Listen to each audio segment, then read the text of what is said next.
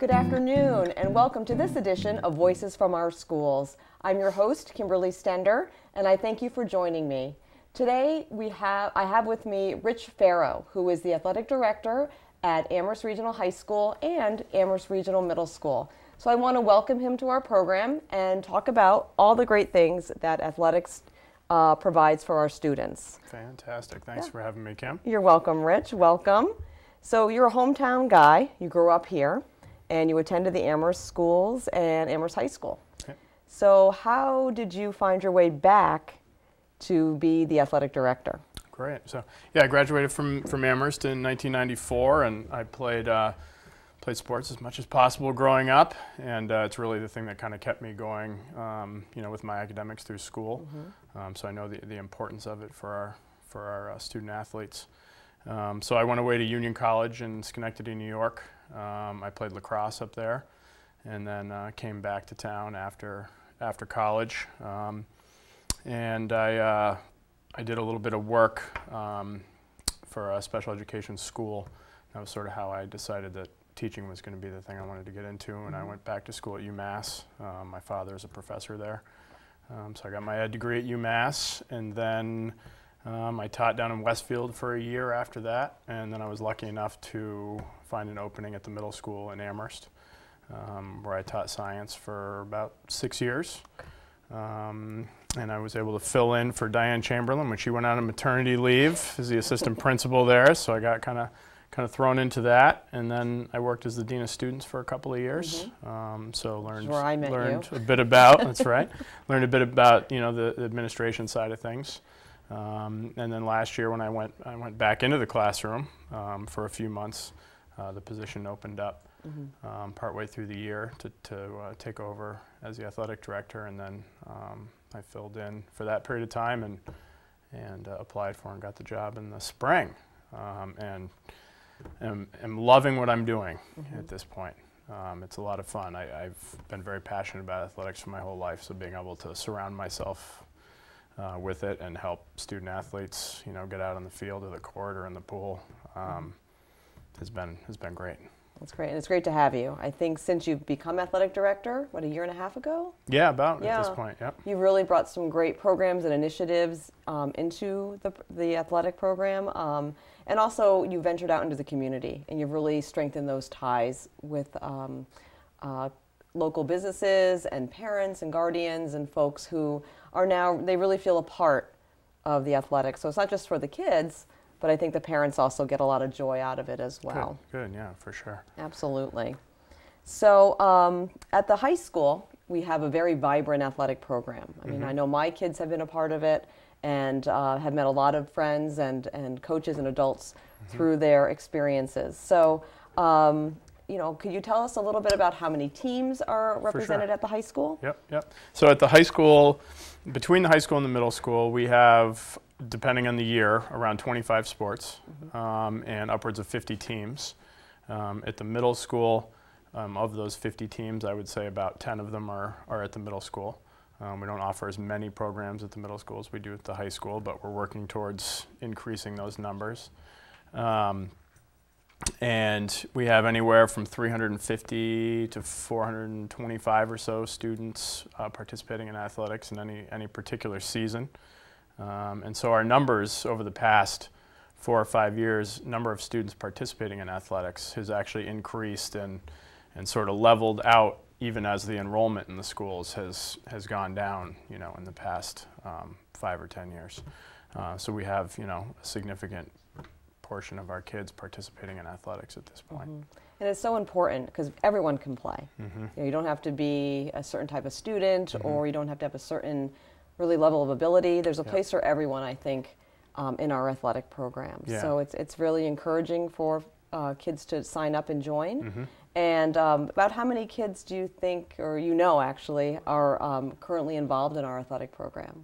So like I said, I'd say, over the course of the year, I think we figured out this fall that at least 50% of our students play at least one sport over the course of a school year. So, half of our students are participating in some level or another, which is a great thing, especially in the day of where physical education is not as vibrant as it used to be, and students aren't necessarily doing that on a daily basis like they used to. So I think it's really important that we're getting our students involved in the extracurricular athletics. Oh, absolutely, absolutely. And we're looking to increase those opportunities as much as possible. And we'll talk about that too. Great. So I know at the middle school, there's a similar structure of athletic teams or programs. Do you want to talk a little bit about the middle school and how kids can get involved there? Definitely. So at the high school, we have the varsity and the JVA, and in some cases, if we have the numbers, we're able to do a JVB program. Okay. Sometimes, there'll be that offering for the guys and the girls, sometimes just the guys, sometimes just the girls, depending on the time. At the middle school, we have a couple of different ways that we're getting kids involved. So we have sort of your same structure as the high school in terms of time commitment, where you've got our field hockey team and our softball team and our cross country and track teams. They run 5 days a week, and it's a similar kind of thing as the high school. But we've also tried to increase our intramural offerings over the past year. We've had a very vibrant intramural ultimate frisbee program for many years that Jim Peastrang has been very successful with. So this past fall, I tried to take that model and move it into a couple of other things. So this fall, we ran an intramural soccer program, which is 2 days a week for about an hour and a half after school. So it gives students who want to go out and break a sweat the chance to get out without having to commit to something 5 days a week. And it was very popular. We had room for 25 kids this fall, and we probably had 50 who wanted to come out and do it. So next year, we're going to try and make that a bigger program. And then this winter we ran an intramural basketball program, similar kind of structure, that was very successful. I think the kids had a great time. The other thing that's kind of cool about it is you get kids at very different levels. So we get kids who have maybe never played the sport before, and then we get kids who have been playing it since they were little. And it's kind of a nice structure because those kids who've played before can kind of help out the kids who have never played before. But it's real low stress. They're not going to play teams from other places. They're kind of doing like scrimmages within themselves. So it's kind of a nice environment for kids to kind of get introduced to something and get some exercise. And so the next step is to start trying to identify facilities that we have that are available where we could actually run some more intramural programs. So for instance, our normal tennis season is in the spring, and we have 2 very large tennis programs at the high school with the boys and girls, upwards of 20, 25 kids in each of those programs. But we don't have any offerings at the middle school. And so my plan is for next fall to try and do kind of an intramural tennis program at the middle school because the courts aren't being used in the fall. So I'm trying to identify places and facilities where we could run intramural programs for our middle school kids. And we do have quite an extensive lineup of facilities between the 2 buildings. Definitely. We have and we also work with the town in terms of using some of the town's fields. Lots of people think that Community Field is actually part of the high school, and it's actually owned. It's owned by the town, and so we work with the Leisure Services Program and the town to coordinate them using our facilities and us using some of their facilities, depending on the season and what's available. So we do have lots of facilities, but it can be tight in terms of trying to make sure that we've got time to do everything that we do want to do. But I think it's nice to know, and our public should know that we have a pool, we have a track, we have countless fields, courts. Yep, definitely. We're very fortunate to have these facilities for our students to use. Yep. And we will be doing some renovations to our tennis courts this summer. Ron Bohanowitz, the head of facilities, has been working very hard to have a multi-year plan in terms of starting to do some improvements upon some of our athletic facilities because some of our facilities are definitely have not been updated in many years. So I know the tennis courts, I think the last time that they were resurfaced was in the late 80s. So it's time, and he's able to get that work done this summer. So. Maybe we'll host the U.S. Opens. Yeah. That would be great. We'll start small. Well, we will start small. I think a most important part of athletics is, not only physical fitness, but also the social component. It's a great opportunity for kids to come out and play with their peers, to learn a game, have fun doing it, and kind of learn about the traditions of the school itself. I know there's a lot of tradition behind football. There's a lot of tradition behind field hockey here, swimming, tennis, track, field, whatever.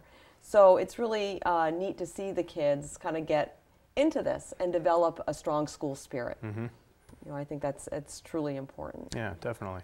So, it's fun for me since I am an alum and I went here, so I was involved in some of these programs. So it's a lot of fun seeing where the programs are at this point, compared to where they were when I was going through school, and trying to keep some of those traditions going. And I have a group of students actually with a kind of a student advisory committee that I've been working with a little bit, trying to figure out how we can do things like increase attendance at games, and sort of build that school spirit, and kind of work at that, moving on.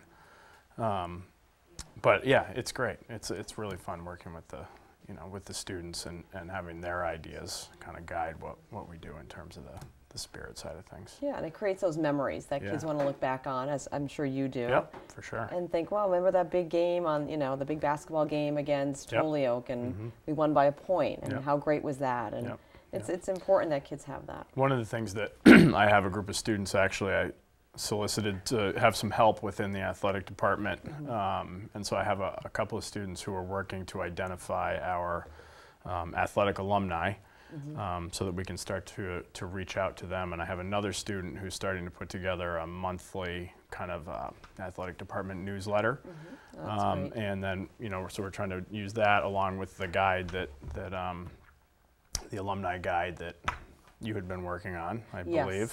Yes, the directory. The directory, exactly. And getting this publication that this young woman is working on out to as many of those alumni as possible to let them know what's happening. Because I know as a former alum, it would be a lot of fun to receive something in the mail to see, how your team, former team is currently doing. And again, I think that bolsters the community involvement as well, the community engagement. It might be nice if a player from the 1957 football team came back and offered to donate some equipment, or wanted to do something after a game, maybe a reunion celebration. Definitely. To kind of get that going. And we had our second Hall of Fame banquet this fall, which was a big success. This year. Yeah, we did it over at UMass in the Student Union Ballroom, and I think we had upwards of 250 or 300 people come to it, and we got a lot of really positive feedback about that. Getting alumni involved again, and people coming back and seeing classmates that they hadn't seen for years. We inducted the entire football team from 1959 for their season that year, and some of those guys hadn't seen each other since that time, and it was pretty cool to see them all. That's great. Getting together again. That's great. And again, you had a lot of help from the community and faculty and people within the school. Yep, definitely. We had a whole committee together who worked on. Actually, I wasn't even involved in picking this particular class because I came on after that point. But there was a committee of folks who had been working very hard over the 2-year period of time to figure out who's going to be inducted and figure out the facilities and make all those arrangements.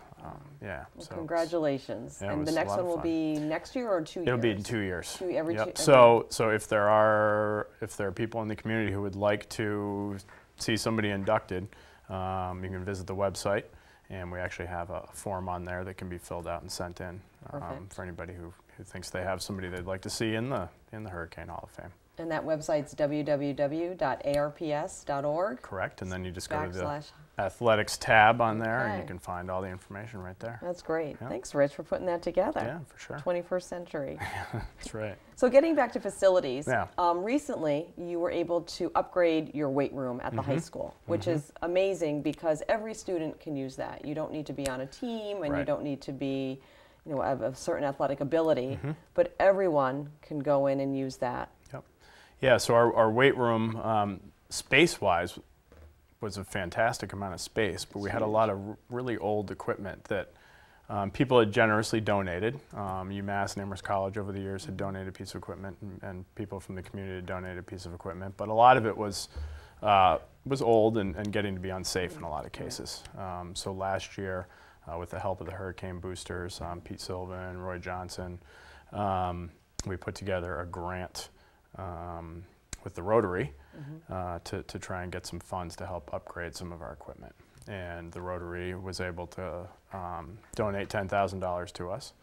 And it was fantastic. And Rick Mears, who's one of our, he's our assistant, or our JV softball coach. He and I worked with some of our other coaches to figure out kind of what equipment we wanted. And we were able to replace about 15 pieces of our old equipment with an 8-station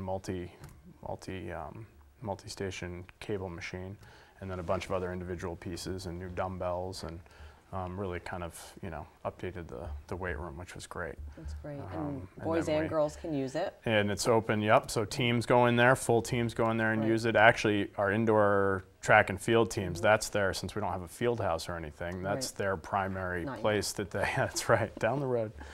That's their primary place that they practice. You know, they use the back gym, and they have a couple of lanes set up, and they have the high jump set up in there, and that's sort of where they're centrally located. In our PE classes, we have a weight training class, so it gets used during the day. Our special education department brings students in there on a regular basis. There are definitely faculty and staff who use the weight room. So in terms of our, our facilities, it's definitely sort of one of the highlights of our facilities is our weight room at this point. Yeah, and a lot of the reason because of this, this grant that the Rotary gave to us. That was very generous. Yeah. Thank you, Rotary. Yeah, yes, definitely. And thanks for all who were involved. Yep. And now you're moving on to the locker rooms. Yep. So, so like I said earlier, the tennis courts, that was something that we're going to be doing, this summer. And then we're looking at the boys' locker room for this summer or soon thereafter. There were some renovations when the building was updated in the mid-90s. There were some renovations that were done on the girls' side of the locker rooms and added space on the back, but there wasn't anything done in the boys' locker rooms. So they are in. They need to be updated badly, and so that work hopefully is going to be done this summer again with the leadership of Ron Bohanowitz. Yes. And making that a priority. We're looking forward to having those facilities updated. Ron will get the job done. He's very systematic, and he seems to know exactly what needs to be done and whom to go to. Yeah, for sure. He's complete that work. He's been great to work with through the process with that and with the tennis courts, for sure. And then you mentioned the coaches, and they're such an integral part of any athletic program. So a lot of the coaches, I believe, are faculty members from the high school and middle school, but also you have a lot of volunteer coaches too.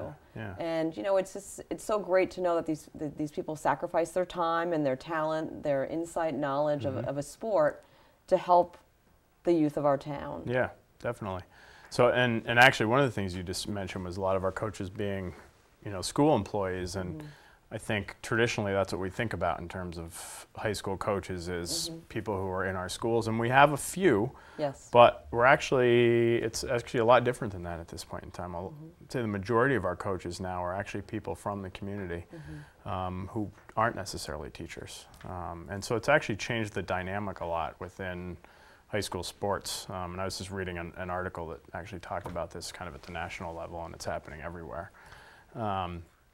And so it provides some great opportunities because you have people from the outside who are coming in, but it also provides some challenges in that a lot of the coaches who are coming in, it's not their job hasn't been working with kids. So what we do in terms of our training of coaches and our expectations around it is something that we've been working a lot on. And again, the Hurricane Boosters have sponsored a couple of workshops this year where the coaches and myself and some other folks from the athletic department have sat down to kind of look at our priorities and think about how we operate. And we're going to come up with kind of a best practices guide for our coaches that'll hopefully be a really useful document to help people coming in and help with folks who aren't necessarily teachers, helping our student athletes, be the best they can and really be the positive moral presence that we want the adults to be. Absolutely. Good communication. Yeah. It's important. It's huge. It is. So the Booster Club, Yeah. Hurricane Booster Club. I'm a member. You're a member. Yeah. So let's talk about what this organization does, Yeah. who comprises it, Yeah. and how people can get involved. Yeah. Because anyone can be a booster. For sure. So maybe I'll back up a little bit and talk Okay. a little bit about sort of the budget struggles over the past couple of years. So last year there were several articles written. It's just the microphone. Yep, That's okay. I got it. Several articles written in the newspaper around the athletic department budget and how much the appropriated budget has shrunk over the past 5 years. And so in terms of our appropriated budget, it's about half of what it was 7 years ago. And we're still offering the same number of programs and teams and those sorts of things. So we've had to increase the participation fees that student athletes have to pay, which can be, a burden on families for sure. And that also means that the resources that we have to help pay for equipment, uniforms, transportation, coaches, all those sorts of things have really been reduced. And we've been able to keep things going, and I think in sort of the public eye, we have teams who are out on the fields, who are out on the ice in nice uniforms, winning games, and doing a great job. And I think people don't always recognize that the struggle that we've had in order to keep that that going at this point. And so the Hurricane Boosters has been the organization that has really stepped up and sort of filled that gap. And through their fundraising efforts has been able to help us continue with putting uniforms on the backs of our athletes and paying for baseballs and hockey pucks and those sorts of things. Yeah, all those sorts of things. And along with the Hurricane Boosters, each of the athletic teams has their own sort of fundraising that they do as well. The Hurricane Boosters has come through a lot with sort of bigger ticket items. Yes. So some of our new scoreboard behind the softball field.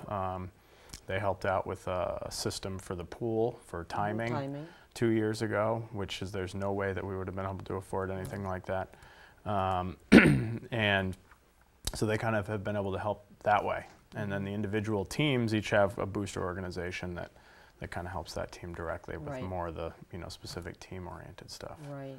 And the Booster Club is a large organization of parents, guardians, community members who get together, once a month or so? They have a meeting, they decide what projects would be prioritized, and then we start raising money. Yep. So they try and get representatives from all of the teams, and we have coaches who come, but we also try and make sure that the burden's not on all the coaches since they're already doing so much work as it is, and that we get some of the parents and guardians involved in the booster organization. And right now we actually have a really nice group, a really big group of people who are working hard. Coming up on Monte Carlo night. Yes, we're going to talk about down that. the road here. So it is. It's representative of our community in terms of the folks who are involved. Yeah, and they're very committed, and they're all great people. I have to say, they don't have to do this, but they want to do it. Yes, exactly. And that's important. Yep. So Monte Carlo, green ticket here. This is what you need. Is the biggest fundraiser that Amherst Athletics has each year. Yep. And it takes place in mid-March. This year it's going to be March 16th at Valentine Hall on the Amherst College campus. Tickets are $25. $20 of the ticket price goes directly back to the team. Correct. So if I'm a parent and I want a certain team to get that $20, I just write it on the stub, and that team is guaranteed to get that money, which is amazing. Yeah. But it's a wonderful night. It's a night that's based on, should we say, games of chance. And there's food, and there's music, there's entertainment, there's a huge raffle. Yep. Anyone can go if you're over 21. It's 21 and over. Yep. And you can get these tickets online. You can request them online. You can get in touch with us that way. You can call the athletic office and we can get them. You can, if you know members of the athletic teams, the kids are all out. The student athletes are all out selling them right now, and parents and guardians of those athletes. So they're available all over the place. There's even a couple of stores in town. I know Cushman Market has them. Cushman, Hastings, Yep. Hampshire Athletic Club, and Jones Realty has them. Yep. So they're great. And I think the year that I coordinated the tickets, I think we sold almost over 500. Yeah. I think it was. We were up between 500 and 600 people last year. And last year it was packed. Yep. It was a lot of fun. People get dressed up. It's a big night out. The food is great. It's all donated by local restaurants. Yep.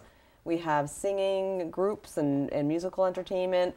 It's a lot of fun. Yep, and for I was a blackjack dealer for the night, and we had a ball. It was a great it's great. time. I've dealt. I've done all sorts of different things there, Yeah. and it's been a lot of fun. So we encourage the public to get out there and visit AmherstMonteCarlo.com and get your tickets online and help benefit Amherst Athletics. Definitely. So that's important. So I'm going to put that right there so everyone sees it. There we go. Okay. All righty. And then stuff that we do with the Booster Club too, because we have such a strong tie to the community, is corporate sponsorships. And that's something that you're really looking into right now to promote and to grow. Yep. So last winter, Mark Jackson went to visit a school in Eastern Mass, Milton High School, and he noticed that they had in their gymnasium these large banners of local businesses that were classy looking, and they mostly represented the local folks in town. And he brought that idea back to me, and we started to think about how we could maybe do that in Amherst. And we sort of worked out a basic plan at first and talked to the school committee about it, and did a little bit more research, and got approval from the school committee to move forward last spring. And then another group of the Hurricane Boosters got together to try and figure out how we could really kind of move this thing forward. And Trip Peak was kind of an integral part of that, and helping me to put together a packet basically that we've developed to bring out to businesses to talk about the corporate sponsorship. And essentially what we came up with are 3 different levels, kind of a gold, silver, and bronze package. And we're looking at kind of like $5,000, $3,000, and $1,000 levels. And there are certain things that come along with that. And kind of I think the big thing is the banners. And we're looking at, putting banners in our gymnasium, out on our track, either on the fence or hanging them in between our lights, and then on our concession stand by the football field. And hoping that that's something that local businesses would be beneficial for them, and obviously beneficial for us. And we've been out and talked to a couple of businesses so far who are interested in helping out. So that's great. Hopefully that's going to be a successful thing. And if there are businesses out there who would like to do it, you can contact me directly, and I would love to come and meet with you. I think that'd be great. Yeah, for sure. That'd be great. And then while we're talking about local businesses, craftsmen, I know you're looking to build new trophy cases for this expansive amount of trophies that we have at the high school. So would it be wise of us to ask local tradesmen, carpenters, tradeswomen? Yep. And we actually have a little bit of a grant that we got too from the AEF this past fall to help pay for materials and whatnot, if there is somebody out there who would be interested in helping out with that.